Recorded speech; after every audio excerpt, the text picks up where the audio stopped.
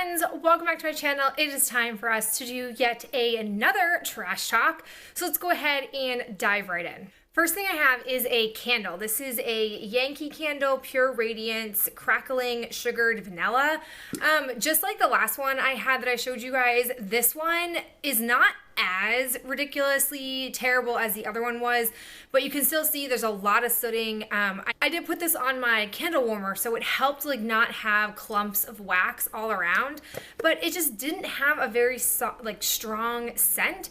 It is a much stronger on cold than it was while burning, which is such a huge pet peeve of mine because I really enjoyed the scent of this. But I have one more Yankee Candle that was given to me at Christmas, and then we're done with Yankee Candle, and if I can help it, I will not be purchasing, or if I can again help it, receiving any more Yankee Candles, because I just have found, especially in the past year, that they are just not good quality and it's not worth the fuss. On the flip side though, I have my DW Home Calming Waves Candle 3-wick. I've not had this very long. As you guys saw in a recent haul, I picked this up and I really was craving not anything like sweet or any kind of wintry scent. So I put this in my bedroom and it burned really well. It was a nice even burn. It had a little bit of sooting, but nothing too terrible.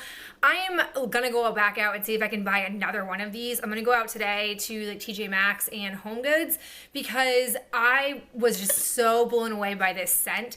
It is definitely a relaxation smell. To me, I kind of wanted to preserve it. Like I wouldn't just light it to light it. I'd only really light it when I was in my bedroom. So I was a big fan of this. And if you can get your hands on it, especially as a 3-wick, I would highly recommend it because it is phenomenal. And it's just so pretty. And like the scent throw, I was really worried that it would be too soft, but it filled my bedroom up entirely without any issues. And it was just all around banging. So I hope I can find another one of these. I also used up some Better Homes wax cubes. These are the Warm Rustic Woods. This was one that I had to use sparingly because the scent throw was so strong, and Ben wasn't the biggest fan of this scent. It to me was very much of a musty cologne scent, which I think is why they call it rustic woods. I really enjoyed this, and we could put in just one scent cube and it would fill this entire space behind us, our living room, and I just really liked it. I definitely recommend it. I'm trying to melt through a lot of cubes lately because I haven't been really wanting to buy any Bath and Body Works candles, so I've been really kind of working through more and more wax melt. So I feel like next time I do a trash talk, you guys will see a lot of these in there. Also used up my Ollie Perfect Women's Multivitamins. There are 90 gummies in here. You take 2 at a time. So it's a 45-day supply.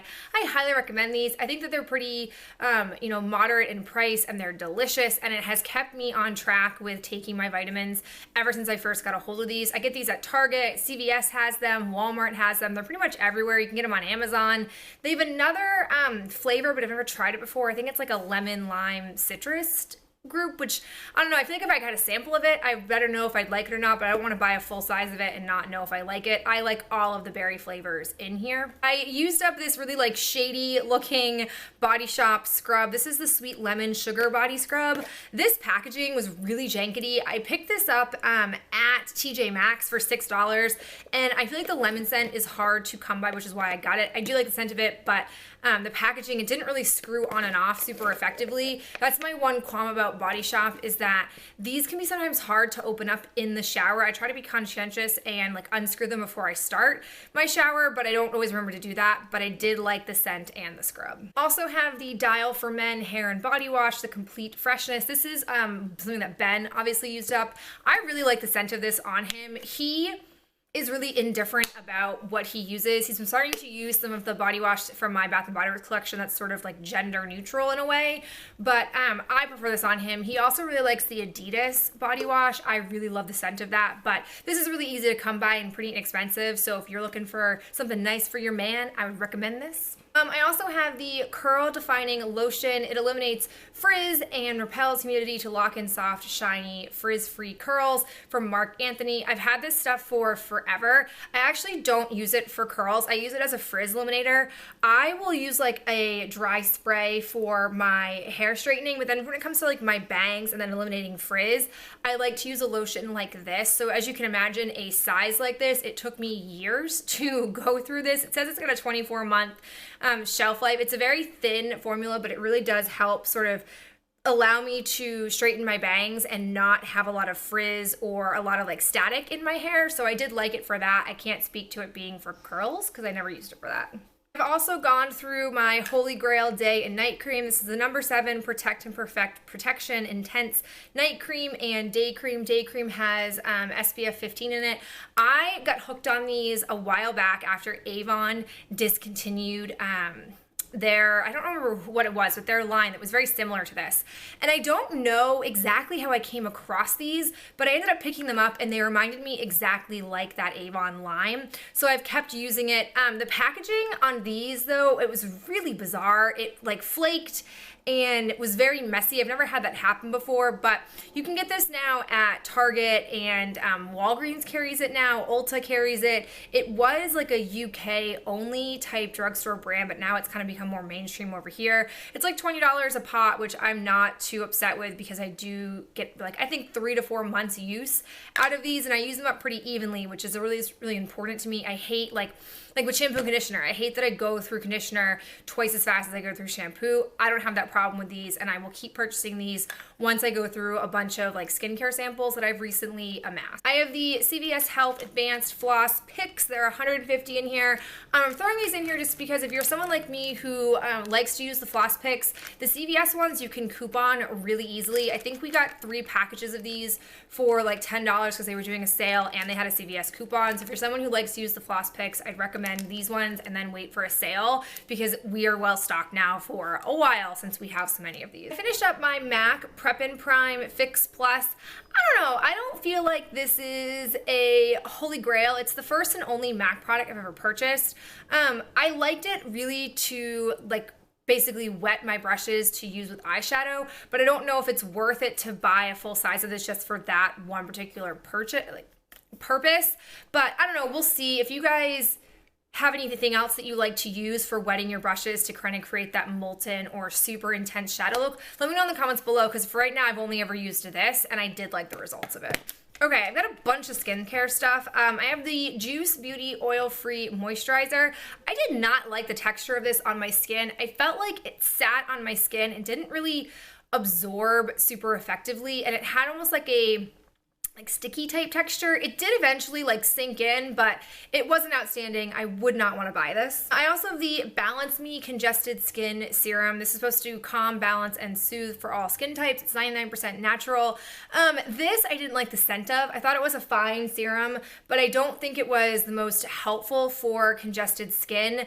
I feel like if you don't really have acne prone skin, this would be fine for you, but then I don't really know how you wouldn't have congested skin if you didn't have acne. I'm not sure, but it just wasn't as effective as I think other serums that have the same claims was. I used the Tarte Fresh Eyes Maracuja Waterproof Eye Makeup Remover Wipes. It's supposed to remove waterproof eye makeup. These were bad. First off, they were pretty small compared to like the Neutrogena ones that I like, and I had to really rub. Like they weren't super wet, and I think it's because they're supposed to be like a Maracuja oil-based wipe, but they just didn't have that ease of wiping off the way the Neutrogena ones do, so I would not go out of my way to buy these, especially because I feel like they're super pricey and they just didn't effectively take off waterproof mascara, or really any mascara. Then I have this Herborian Korean Skin Therapy Yuza Double Lotion. It's a biphase lotion vitality effect. This is one of the ones that had like a separation, you had to shake it. I don't really know. I was using this as like a serum. I did look up how to use it and I didn't really see a whole lot of benefits compared to like a regular other serum that I was using. So I wouldn't buy this, but I did get through all of it. And then the last like face care thing that I have is the Origins Plantscription Anti-Aging Power Eye Cream. This was very nice. This seemed to have a real difference on my dark circles. My dark circles are much more pronounced in the winter than they are in the other months, probably because I'm just not getting a whole lot of sun exposure in my life. But I've noticed recently, I'd say this winter, my under eyes, just my under eyes, are very dry. I've never had that before. My skin in general seems okay, but my under eyes are very, very dry. I've been trying some samples that I've had in my hoarding closet of like under eye serums, and I feel like those are providing the right amount of moisture for me. But if you know of any like nourishing or extra moisturizing for dry under eyes eye creams, let me know in the comments below, because I'm really debating buying one just because I'm tired of having this under eye dryness issue. I used up this Arbonne Shea Butter Coconut Blossom hand lotion. This is one of the ones I got in a little trio for Christmas a couple Christmases ago. I was using this at my desk, so I was applying it like 3 or 4 times a day, and it's not impactful. Like, you put it on and it absorbs really fast, which are nice features, but then like an hour later, your hands are dry again, which I don't think is effective for a hand cream, especially if it has shea butter in it, and this stuff is super pricey, so I wouldn't recommend this. And I have since told my boyfriend's dad, who bought it for me, that I don't recommend the Arbonne hand cream, and he was like, yeah, I agree, I don't think it's anything super special, so I hope I don't get it again, because I mean, I will use it, but I just feel like it's way overpriced for how ineffective it is. Then I've got this, I think it's Way treatment mask I got in one of my Sephora play boxes. This was super disappointing. It is a incredibly thin, almost seems watery type of hair mask, so I only got one use out of this. It's a half fluid ounce. My hair is super long and thick, so, and I only put hair masks on like the lower, I'd say like from here down. I don't put it on the top of my hair because I feel like in the past, when I've done that, my hair looks really greasy afterwards. So I used this whole thing, and while my hair feels really soft, I used it today, I just don't think it's worth it. I much prefer the macadamia hair mask stuff, that whole line, so I'm glad I had a sample of it, but it wasn't anything noteworthy compared to their texturizing spray.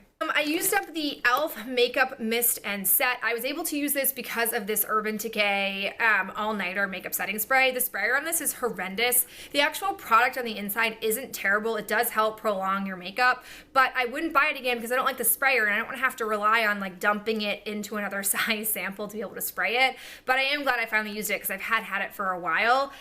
And friends, this officially means I no longer have any other setting sprays in my collection except for my Too Cool for School Holy Grail Gel Mist. So I'm so proud of myself, and I'm so happy. I mean, I had to work really hard. It was a whole year. It took me an entire year of working through that part of my collection without purchasing anything. Like, I've gotten samples here and there from boxes, but I'm officially down to just the one, and it feels really, really good. So it definitely has motivated me to keep kind of sticking to a very low buy and being much more selective and sort of being on like an anti-haul in a way, because it really is so satisfying to have that one super awesome product that I've wanted to have in my collection only for a long time. I used up another Fortune cookie soap. This came in the winter collection. It was like a candied, I forget what it was. It's from the line Loach in the Wardrobe, and it was the candies that they always give the kids, the little sweet candies. I think it's called like Sweeties or Sweetums or something. I don't know. But it was a weird scent, and the soap was all right, but I didn't love the scent. Also have the Maybelline, the Colossal Big Shot Volume Express Mascara. This stuff was awesome. I loved the wand. I loved the look of my lashes. It made them long and voluminous and not like spidery or chunky.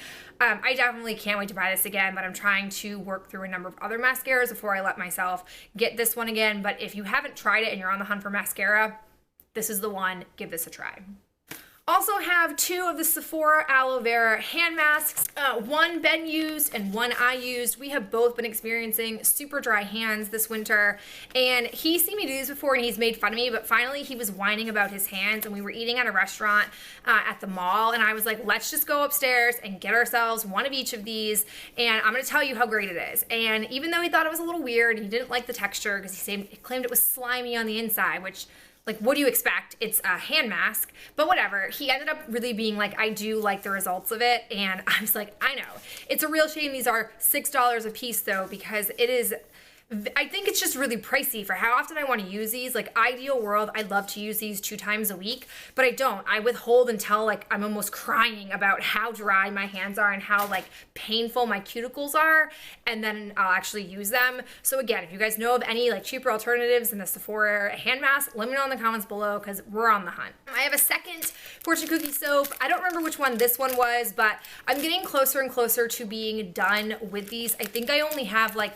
5 more, which sounds like a lot, but literally 3 months ago, I probably had 12. So I've really been working through them, and I'm really happy that I've been doing that because it's the one part of my boxes that I wasn't effectively using. And now that I have realized, even though it's supposed to be a hand soap, I can use it as a body soap and like it just as much.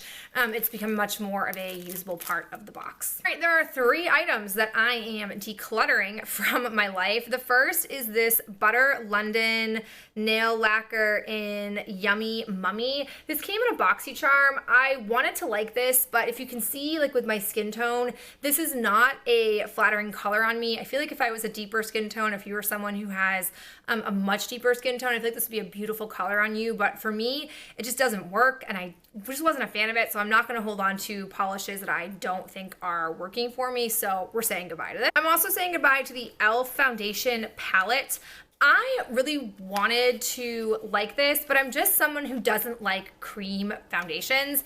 I'm someone who uses a beauty blender. I'm not someone who likes buffing technique. I don't like to use like flat foundation brushes. So there really is no good way for me to apply this. And I just felt like it was kind of dry, and I don't know, it wasn't a hit for me, so I'm gonna go ahead and pitch it because I have really no use for it. And the last thing I have is a ColourPop shadow. This is the shadow, Super Shock Shadow in Meow. This I really wanted to like, but it is just nothing. It is just like glitter on your hand. I have no use for that. I was hoping it could be much more impactful, but when I was putting it on, it just like left like glitter on my cheeks, and I have no patience for that. So I'm gonna go ahead and pitch this and say goodbye to it forever. All right, guys, those are all of my recent empties that I have gone through. As always, in the comments below, let me know what you have been using up, and I will talk to you in my next video real soon. Bye.